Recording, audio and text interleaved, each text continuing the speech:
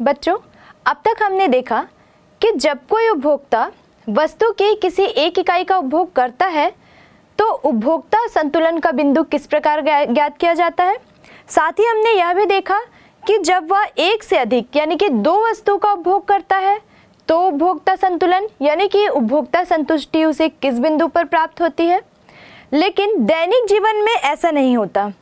वास्तव में हम अपनी थोड़ी सी आय से ज़्यादा वस्तुओं का उपभोग करना चाहते हैं और हम सभी की इच्छा यह रहती है कि हम उस थोड़ी सी आय से ज़्यादा लाभ ले सकें।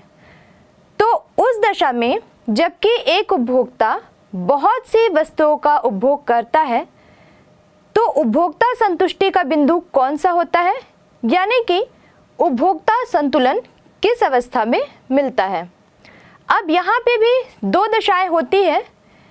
पहली दशा यह कि अगर उपभोग की गई वस्तु की कीमत एक समान हो और दूसरी दशा जब उपभोग की गई वस्तु की कीमतों में अंतर हो।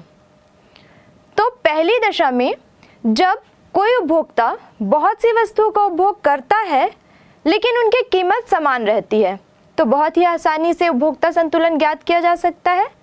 इसके लिए हम मार्जिनल यूटिलिटी ऑफ एक्स, जिसे मान लीजिए कि वो दो वस्तुओं का उपभोग कर रहा है एक्स और वाई, तो मार्जिनल यूटिलिटी ऑफ एक्स बराबर मार्जिनल यूटिलिटी ऑफ वाई बराबर मार्जिनल यूटिलिटी ऑफ एम, या दूसरे शब्दों में हम कह सकते हैं एक्स वस्तु की सीमांत उपयोगिता बराबर वाई वस्तु की सीमांत उपयोगिता बराबर मुद्रा की सीमांत उपयोगिता। यानी एक्स वस्तु और वाई वस्तु की सीमांत उपयोगिता जब मुद्रा की सीमांत उपयोगिता के बराबर आ जाए तो वहां पे हमको जो बिंदु प्राप्त होगा वो हमारे लिए उपभोक्ता संतुष्टि यानी कि उपभोक्ता संतुलन का बिंदु कहलाएगा। ये तो रही वो दशा जब वस्तु की कीमतें समान थी, लेकिन जब उपभोग की जा रही वस्तुओं की संख्या अधिक हो और उनकी कीमतें भी अलग अलग हों, तो उस कंडीशन में हम उपभोक्ता संतुलन बिंदु कैसे निकालेंगे। इसके लिए आइए देखते हैं। वस्तु की कीमत असमान होने पर marginal utility of X upon price of X equal to marginal utility of Y upon price of Y equal to marginal utility of M, या हम यह कह सकते हैं कि एक्स वस्तु की सीमांत उपयोगिता बटे एक्स वस्तु की प्रति इकाई लागत बराबर वाई वस्तु की सीमांत उपयोगिता बटे वाई वस्तु की प्रति इकाई लागत बराबर मुद्रा की सीमांत उपयोगिता। तो इस कंडीशन में हम उपभोक्ता संतुलन का बिंदु ज्ञात करने के लिए इसे एक एग्जाम्पल के माध्यम से और अच्छे से समझने का प्रयास करते हैं, जहां पे हमको ग्राफ और टेबल का निर्माण करना होगा। इस कंडीशन में जब हम उपभोक्ता संतुलन का बिंदु ज्ञात करेंगे तो सबसे पहले हम ये टेबल बनाएंगे जिसमें हम वस्तु की इकाई लिखेंगे। यहाँ पर हमने 1 से लेकर 7 तक वस्तुओं का प्रयोग किया है और दो तरह की वस्तुओं का उपयोग किया है, एक्स प्रोडक्ट और वाई प्रोडक्ट। एक्स प्रोडक्ट में जब जैसे जैसे हमने इकाइयों की संख्या बढ़ाते गए वैसे वैसे एक्स प्रोडक्ट की सीमांत उपयोगिता किस तरह से घटती गई, आइए देखते हैं। पहली वस्तु के प्रयोग में सीमांत उपयोगिता एक्स प्रोडक्ट की 40 थी, दूसरी वस्तु के प्रयोग पे वह घट के 36 हो गई, तीसरी वस्तु के प्रयोग पे 32, फिर 28, 24, 20 और फिर 16 हो गई। जब हमने y वस्तु का प्रयोग किया तो देखते हैं कि उसकी सीमांत उपयोगिता किस तरह प्राप्त हुई। y वस्तु की पहली इकाई के प्रयोग पर सीमांत उपयोगिता थी 48, दूसरी इकाई के प्रयोग पर 42, तीसरी इकाई के प्रयोग पर 36, चौथी इकाई के प्रयोग पर 30, पांचवी इकाई के प्रयोग पर 24, छठवीं इकाई के प्रयोग पर 18 और सातवीं यानी कि अंतिम इकाई के प्रयोग पर उसकी सीमांत उपयोगिता 12 मिली। अब अगर हम इस सारणी के आधार पर इनका अनुपातिक विभाजन करें जिसके आधार पर वस्तु का मूल्य अलग अलग होने पर उपभोक्ता संतुलन बिंदु ज्ञात किया जाता है, तो उसके लिए इस टेबल के आधार पर हमको एक और टेबल बनाना होगा। तो आइए देखते हैं वो टेबल कैसा होगा। इस तरह के इसमें 3 कॉलम होंगे। हमने वस्तु की 7 इकाई का प्रयोग किया और अभी हमने फॉर्मूला देखा था कि हमको इसका अनुपात कैसे निकालना है। MUX अपॉन PX मतलब marginal utility of X product upon price of X product.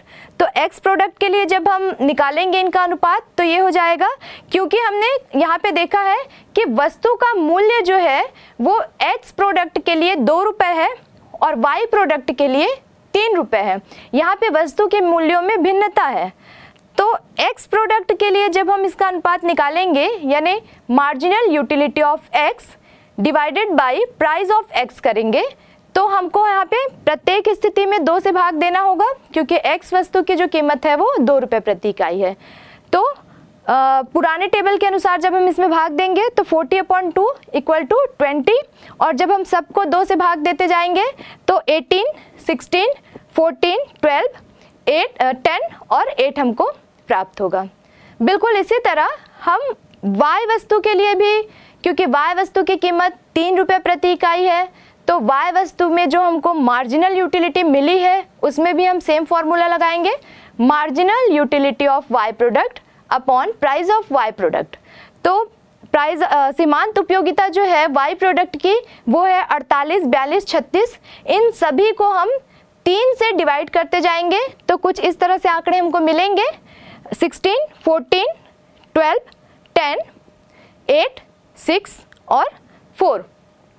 तो ये जो हमारा टेबल बन गया। अब हम इसके आधार पे देखेंगे कि जैसे कि हमने क्वेश्चन में देखा कि जब मुद्रा की सीमांत उपयोगिता 14 है, तो आप इस टेबल में देख रहे हैं कि मुद्रा की सीमांत उपयोगिता 14 कब है। इससे हम देख रहे हैं कि X प्रोडक्ट की स्थिति में जब वो 4 इकाई का प्रयोग करता है, तो यहाँ टेबल से स्पष्ट हो रहा है कि चौथी इकाई के प्रयोग पे 14 उसको यूटिलिटी मिल रही है। और Y प्रोडक्ट को अगर देखें तो आप देखते हैं कि Y प्रोडक्ट में जब वो 2 इकाई का प्रयोग कर रहा है तब उसको 14 मुद्रा की सीमांत उपयोगिता मिल रही है। यानी कि इसका सीधा संबंध है कि अगर उपभोक्ता को मुद्रा की सीमांत उपयोगिता के बराबर संतुष्टि प्राप्त करनी है तो वो X वस्तु की 4 इकाई और Y वस्तु की 2 इकाई का प्रयोग करेगा। इसी तरह यहाँ पे एक चीज और सिमिलर दिख रही है कि 12-12 जो मुद्रा की सीमांत उपयोगिता आ रही है, तो हम ऐसा भी कह सकते हैं कि मुद्रा की सीमांत उपयोगिता के बराबर यानी 12 के बराबर लाभ प्राप्त करने के लिए वो X वस्तु की 5 इकाई, जैसे आप यहाँ पे देख रहे हैं कि जब वो 5वीं इकाई का प्रयोग करता है तो उसको 12, और Y वस्तु की जब वो 3री इकाई का प्रयोग करता है तो उसको 12 मुद्रा की सीमांत उपयोगिता मिलती है। तो अगर मुद्रा की सीमांत उपयोगिता 12 है, फॉर एग्जांपल 12 है, तो उस कंडीशन में हम यह कह सकते हैं कि उपभोक्ता जो है वो X वस्तु की 5 इकाई और Y वस्तु की 3 इकाई का प्रयोग करेगा। अगर वो ऐसा करता है तो उसको अधिकतम संतुष्टि यानी कि उपभोक्ता संतुलन का बिंदु प्राप्त हो जाता है। तो आइए इस टेबल को हम एक ग्राफ की सहायता से समझने का प्रयास करते हैं। इस ग्राफ में सबसे पहले हम एक X एक्सिस लेंगे और एक Y एक्सिस, इस मूल बिंदु के आधार पर हम उसको बनाएंगे। X एक्सिस पे हमने X और Y के लिए जितनी इकाइयों का प्रयोग किया है उसको हम यहाँ पर अंकित करेंगे, 1, 2, 3, 4, 5, 6 और 7 इकाई। उसके बाद Y एक्सिस पे X और Y वस्तु से जो मार्जिनल यूटिलिटी यानी कि सीमांत उपयोगिता और मुद्रा की जो उपयोगिता है उसका अनुपात जो हमने निकाला है उसको हम लिखेंगे। तो इसके लिए हम इसमें कुछ बिंदु लेंगे, 2, 4, 6, 8, 10, 12, 16, 18 और 20। अब आइए पहले हम देखते हैं कि जब हम X प्रोडक्ट को जब यूज़ करते हैं तो उस कंडीशन में प्रति इकाई सीमांत उपयोगिता किस तरह से घटती है। देखिए, जब हम X वस्तु की पहली इकाई का प्रयोग किए तो उससे मुद्रा की सीमांत उपयोगिता और उसके प्राइस का अनुपात जो है वो 20 था। दूसरी वस्तु के X प्रोडक्ट की हम अभी सिर्फ एक्स प्रोडक्ट के लिए ये ग्राफ बना रहे हैं। एक्स प्रोडक्ट की दूसरी इकाई के प्रयोग करने पर हमको 18 उसकी उपयोगिता मिली। एक्स प्रोडक्ट की तीसरी इकाई का प्रयोग करने पर 16, एक्स प्रोडक्ट की चौथी इकाई का उपयोग करने पर 14, पांचवी इकाई का प्रयोग करने पर 12, छठवीं इकाई का प्रयोग करने पर 10 और सातवीं इकाई का प्रयोग करने पर 8 यहाँ पर मुद्रा सीमांत उपयोगिता हमको प्राप्त होती है। इस जो भी बिंदु हमको प्राप्त हुए हैं इसको हम उपभोक्ता संतुलन बिंदु के नाम से बिंदु ए और बी इसका नाम दे देते हैं। तो ये जो आपकी रेखा है ये एक्स के लिए मुद्रा की सीमांत उपयोगिता और जो वस्तु की सीमांत उपयोगिता है उसके आधार पर हम इसको रेखा ए बी का नाम दे देते हैं। अब आइए देखते हैं जब हमने y वस्तु का उपयोग किया तो किस तरह से सीमांत उपयोगिता प्राप्त हुई।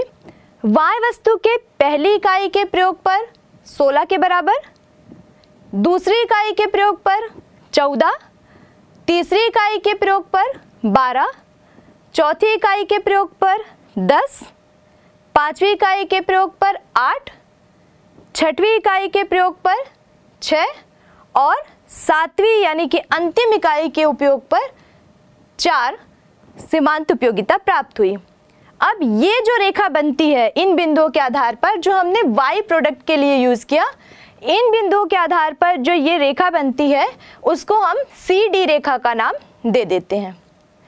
अब आइए देखते हैं कि अगर हमारे मुद्रा की सीमांत उपयोगिता 14 है तो सारणी में हमने जो अंकित किया था हमने देखा था कि अगर हमारे मुद्रा की सीमांत उपयोगिता 14 है तो उस दशा में x के हम 4 इकाई का यूज करेंगे और y के हम 2 इकाई का यूज करेंगे। तो देखते हैं वो कौन सा बिंदु है जहां पर x की 4 इकाई और y की 2 इकाई के प्रयोग पर ये बिंदु हमको संतुलन बिंदु प्राप्त होता है। तो ये जो 2 बिंदु आप देख रहे हैं ये वो बिंदु है जहां पर उपभोक्ता को 14 के बराबर मुद्रा की सीमांत उपयोगिता के बराबर वस्तु की सीमांत उपयोगिता प्राप्त हुई थी। इस बिंदु को हम P और Q से दर्शा सकते हैं। तो आपने देखा कि किस तरह बहुत सारी वस्तुओं के उपयोग पर अगर उनकी कीमतें भिन्न भिन्न हैं तो उस कंडीशन में उपभोक्ता संतुलन की अवस्था कैसे ज्ञात की जाएगी।